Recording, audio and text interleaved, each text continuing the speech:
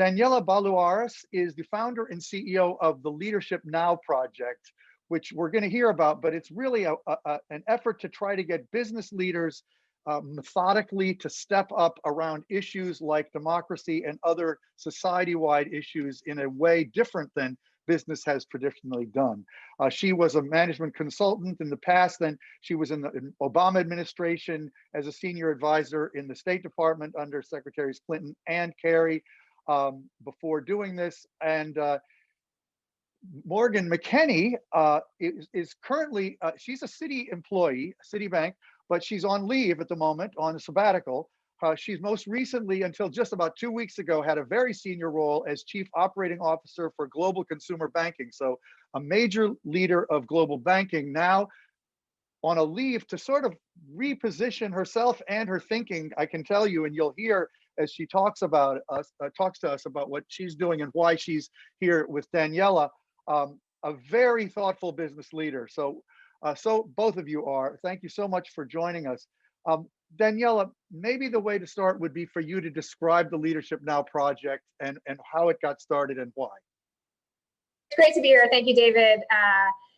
A very timely moment for this discussion. Leadership Now project was founded in 2017 as a group of business and thought leaders committed to fixing and renewing American democracy. I think at that time, the initial group of us, initially coming out of Harvard Business School, we've grown since then to a much broader base of membership, recognized that things weren't working well, a mix of polarization, lack of trust in our political system, as well as kind of an outdated architecture of our democracy were really weakening the foundations of our society and democracy, and that business's participation in addressing those challenges was pretty minimal, that business participation in politics often was transactional and narrow, and that there was a space and a need for business leaders to take action in the public interest. So we started really by diving in, learning and supporting efforts around voting, objective redistricting, transparency of campaign finance, so some of the kind of core democracy issues. Since then, we've evolved, and in addition to those issues, have really been building a group, a kind of cadre of business leaders within our membership and beyond who are willing to stand up for democracy. And that's particularly occurred around the death of George Floyd, where we really looked at, we had a pledge of business leaders committing to address racial equity and its nexus with democracy. So really the erosion of voting rights and protections. And then around the election integrity was a big theme. We joined with business leaders like Reid Hoffman and Seth Klarman in seeking every vote to be counted in the election. And that is now, since the insurrection, really migrated into a discussion around not only how companies spend their political dollars on candidates, but what's a kind of sustained role for business to participate and not exacerbate the problem and be part of the solution. I did the same thing. Presumably the election of Donald Trump was one of the precipitating factors that led your group to want to create itself. And now the January 6th insurrection has put this issue of democracy and extremism and the power and role of power and capabilities of that sector of society to undermine democracy so much on everyone's mind. Has your group found greater traction even in the last 2 months? I think we've seen this transition to business leaders being interested in, being supportive of a healthy democracy, but almost as a little bit of a detached motive, like a good one as a citizen and as a business leader, to really seeing the linkage of their business and its role in the system, and asking hard questions around, okay, how do we in our company now make sure that we are genuinely part of the solution? So they're grappling. I think many of our members are grappling with what that means, and many of the broader business community, but the need for kind of a resource and an organization to help companies and business leaders work through that has only become greater. Thanks. So Morgan, how did you get involved in the Leadership Now project? And what are some of your some of your thinking about these issues? And we'll have as much of just a free flowing conversation here as we can.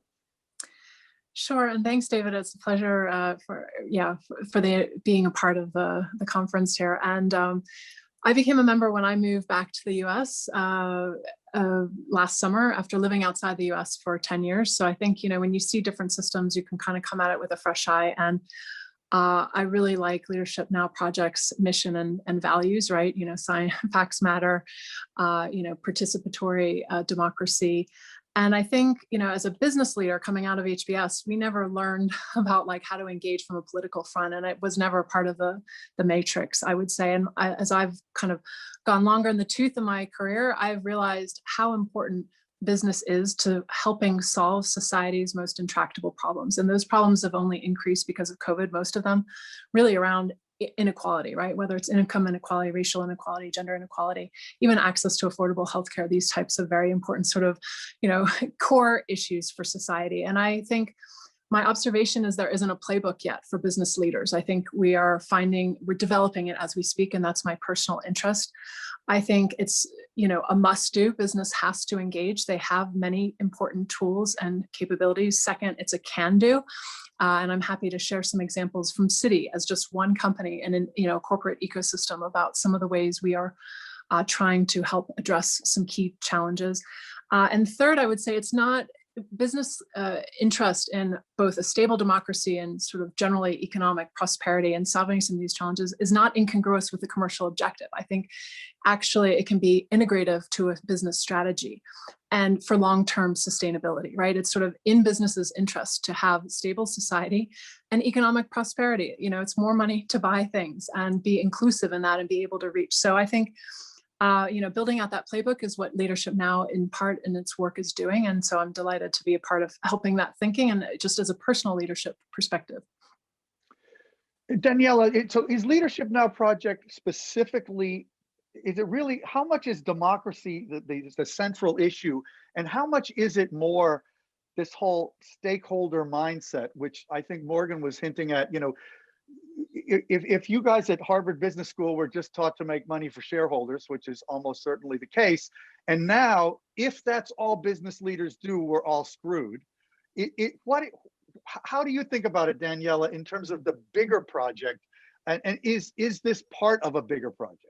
Yeah, I think it's a great question, and the short answer, I think yes, it certainly is part of a bigger project. We're in I think the last 20 years. You saw business sensibilities around society evolve, right? So you had kind of corporate social responsibility, you've had social impact investing, you've had kind of a lot more now we have, CEOs as the fourth branch of government. There's this kind of evolution of business people and businesses of shifting their role. And I think we're kind of at the biggest shift now, which is what does it really mean for every aspect of your business model to be part of a society that functions, frankly, yeah. Right? A democracy that functions, a society that functions. And our polling and many others would say that we found business people are really worried about where we are. They're worried about the state of our democracy, right? As citizens, as business leaders. So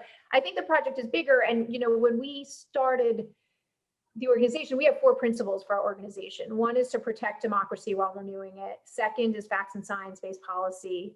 Third is building an economy that works for all and future generations. And fourth, diversity as an asset. And we've seen that as ground. Great. But we put democracy first for a reason, because we were, and we generally are concerned that if that erodes, you can't do any of the others. And we've had a really serious erosion by objective measures over the last 4 years. I mean, we're number 26 in the EIU Democracy Index. We're a flawed democracy now. A third of Americans don't trust the results of the 2020 election. So we will put that as a priority, but it's in service of that broader agenda. And our members are leaders, and their leadership extends beyond, democracy to society. Right, and you're a membership organization of individuals, which is interesting. Yes. It's not companies. And I want to ask Morgan in a minute to talk specifically about some of the things that are happening at Citi.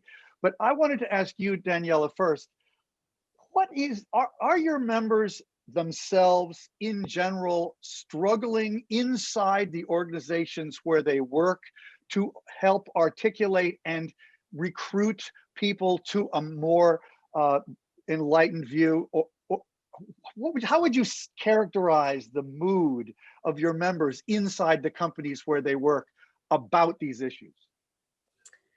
You know, I think it's a mix. I think some find, what I have found is that our most active members are able to be champions in their companies, and sometimes are able to move issues because they're well informed and they're able to make a good case for why democracy is important, why election integrity matters, why voting matters, et cetera. There certainly are times, I would say, for instance, when we looked at the lead up to the election, if you took 3 months before the election, I would say some of our members in their own companies or with peer companies struggled to recruit leaders to take a stand on the importance of election integrity. By the time you got 2 weeks before the election, you know, every business association had signed on to a statement for election integrity. The U.S. Chamber of Commerce, the Business Roundtable, same thing with the insurrection. So I think, you know, that we've had some of that tipping point, but those were in response to very dramatic moment in time events. And as Morgan said, you can't always be playing, you know, defense. You can't just be reacting to crises. The kind of robust go forward playbook, I think, is what is really important. And this is where we have found really great partners with academics, actually. I think it is true that, you know, when Morgan and I were in business school 20 years-ish ago, the playbook was very focused on how do you build profits. And now the playbook has shifted in business schools, and we're finding business academics are ready to be part of rewriting that playbook and are kind of very strong partners in both educating the next generation and engaging existing executives. One quick question before Morgan goes to this city point, and either one of you could actually answer this. Is climate and global warming and the urgency of that looming in the background of your work more than most issues by any chance, or not? I personally think it's yes. And, you know, Jane Fraser, our new CEO, on her first day as CEO, she announced that city will go to net zero carbon emissions by 2050, which is actually a huge ambition because of all the companies we fund, right, that basically are emitting carbon and, you know, that are important to economic growth in many ways, right, but are obviously damaging the economy. So, you know, the climate. So I think, yes, I think there's a growing, that was already building on ESG principles before, and there's a lot of investing. So there's a lot of follow on, I'd say. But I'd say if you talk, it's diversity and inclusion is a huge one, I would say is right up there, given all the events and just the sort of, again, this inequality widening of every type, basically, accelerated by COVID. Yeah, and that's one of the four core tenets of your group. It is impressive how that has moved to the front of the agenda for pretty much every organization. So, but let's stick with city again for a second now. And I want to come back to Daniella in a minute to talk about concrete things that your group is doing. So talk about some of the initiatives that you think show that, you know, things are moving in the right direction. Yeah, I mean, I think my first reflection is for authenticity of corporate, it has to be tied with mission, right? So I'll start with city's mission is enabling growth and progress. So the progress bit, I think, and it pays to stay focused, right? Because there's so many issues that I think companies could wade in on, and there's a lot of reluctance, right? You can't be scattershot. You have to be considered, and it needs to be authentic with mission. So a key, you know, lever of city is who we fund and how we fund them. We have a $2 trillion balance sheet. So one of the biggest, I'd say, initiatives that we've taken is we announced last fall Action for Racial Equity. And it's really spending $1 billion in a few key pillars. But it's basically, you know, if you look in the US, Black families on average have 1/10 the wealth of US white families. So, you know, mortgages and small business lending to Blacks, you know, minority VC, Black entrepreneurs get like 1% of VC funding. So how do we fund entrepreneurship by Blacks? And then how do we have anti-racist policies at city, right? And that takes a lot of sort of focus, continued focus there. And so that would be one big one. We're putting our money where our mouth is, but also really trying to move the needle on racial inequality, particularly in the US, by using that funding. That's one of our core things. Second is pay equity. City was one of the 4 years ago, we announced our raw pay equity gap, meaning if you just add up what all the men make and add up all what the women make 71% of men. Now that's not like for like, but it shows we don't have enough women in senior positions. And not only did we publish that, and we continue to publish that, and that stat is improving. And now for same jobs, we've addressed, women get paid the same as men for same job, which needed some focus. Really? But the second is we published this calculator with female quotient that other companies can use to estimate their raw pay gap. Again, trying to help other corporates as an example. So, and then I mentioned the net carbon emissions by 2050, which is huge. And that's, allocating something like 250 billion in the next 5 years on carbon neutral or, investments of who we fund. So this is just sort of one company, but each of these large corporates, has millions of customers, probably many, obviously hundreds of thousands of business customers. And, how do they use the levers coupled with their mission to really drive change? Yeah. And we heard earlier this afternoon about companies committing to one particular sustainable development goal and building their entire business strategy around that. And I hope we'll see more of that. Daniella, I know, for example, and you could talk about other examples if they're good ones, like, for example, I don't know what you're doing in Georgia, but that might be worth discussing. I know there was a recent Supreme Court case on voting rights, where you kind of helped organize a very methodical, business-oriented response. Talk quickly about what that was, and maybe then just talk about how you guys view what's happening in Georgia right now. Sure. Yeah, and just one, I think on your previous point about climate and, kind of what's underpinning all of this, I agree, both climate and inequality are looming issues. And while our membership is, has a range of ages, there are many of us who are in our 40s worrying about kind of our future, the future for our children. So I do think all of those issues are very much underpinning the work. In terms of specific action, a couple of things to note. So we really work to enable our members to both act in their professional capacity, as well as to invest resources in an effective way on these issues. So in terms of acting in a professional capacity, two things to note. One is the Supreme Court did, as you mentioned earlier this month, hear a case on the Voting Rights Act out of Arizona. It could erode, there's a concern that case could erode some of the remaining provisions of the Voting Rights Act. So we worked with the Brennan Center to organize over 300 business leaders, companies, and academics, from PayPal to D.E. Shaw, to professors from across the country, business schools across the country, to basically write a piece that says, here's why democracy is important for business, here's why racial equity is important for business, and that's now an official amicus brief to the Supreme Court. And we plan to do more of those, because what we find, actually, business associations support amicus briefs all the time to the courts at a state and federal level, the Chamber of Commerce and others, and we want those to now be a contribution to cases on voting rights and similar issues. I think that coalition of organizations and individuals who signed on to that amicus brief and some of our previous statements, are now watching very closely what's happening in Georgia.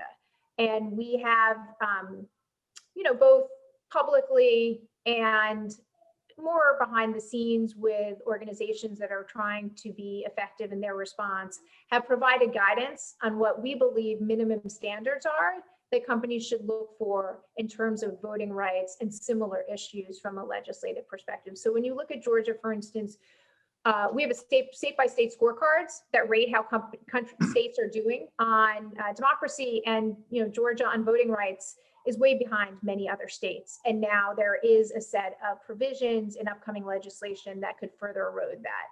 Those are things like reducing early voting, not allowing continued absentee voting. So kind of the basics. And I think the basic perspective here is, we have so many problems to solve as a country.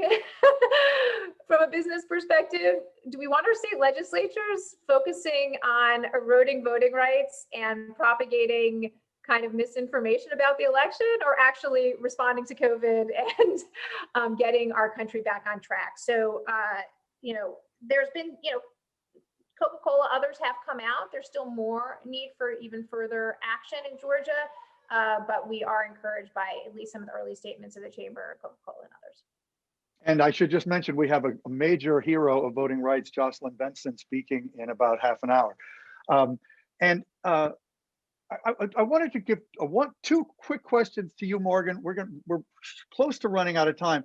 First, I wanted to give you a chance to criticize the title of this session, because I know you said you thought we called how can business work towards unity? You sent, I don't know whether it was in an email or what, you told me you didn't mean a thing to you. What was it? What's wrong with that phrase to you? I appreciate it. I did want to kick that off. It's obviously moderator and author's privilege, but unity doesn't connect with me at all from a business perspective. And so meaning we're not, in my view, we're not striving for unity. What we're striving for is addressing some of the most challenging societal problems that we have. It's a collective challenge, I would say, right? For a fair and equitable opportunity. So I would say, especially as we think about even diversity and inclusion, we're not trying to homogenize, like everybody thinks the same thing. When I think unity, I think everybody sort of thinks the same thing, or, is all aligned on the one thing. But we have a fruit salad and we want to make the fruit salad sing, and so that means harnessing diversity, harnessing inclusion. And maybe the unity is on progress against some of clear challenges, maybe unified to tackle those challenges. If that's what we meant, then I'm fully aligned and supportive. So there could be something we meant that you might agree with. That's cool. So here's the other quick question for you. This is slightly more substantial. You are a real tech person. You're a huge advocate for tech inside city, in business generally, in your mind. You're like very techonomic by our terms. When you look at the whole set of things we're talking about, how does that sensibility dovetail? It's a great question, David. And part of this is leadership. What business leaders need to do is they need to help address some of these society challenges. They also need to navigate digital disruption. Every single industry is being impacted by digital disruption. That was happening way before COVID. COVID only accelerated it on like hyperspeed. And that's a very hard, how do you lead a company at digital transformation if you're not digitally native? And I've always said sort of digital done right delights. And usually that means like create a great UI UX, have amazing wow moments for your customers. But I think there's an increasing recognition that done right has to be very carefully thought through. It's around data privacy, many of the issues that Techonomy is dealing with, and addressing the digital divide, but digital division, and the sort of negative incentives that we have in all these platform economies. And so I think it needs a lot more considered thought now on the done right bit, especially as we move into even, blockchain and 5G, you see quantum computing, AI, you just see a lot of the potential negatives that need to be much more carefully thought through by a range of folks, including business leaders. Right, that's really well said. Daniella, I don't know if you wanted to add to that, but I would say even in terms of advocating for democracy, we have to factor in our technologized society very deeply into that advocacy, right?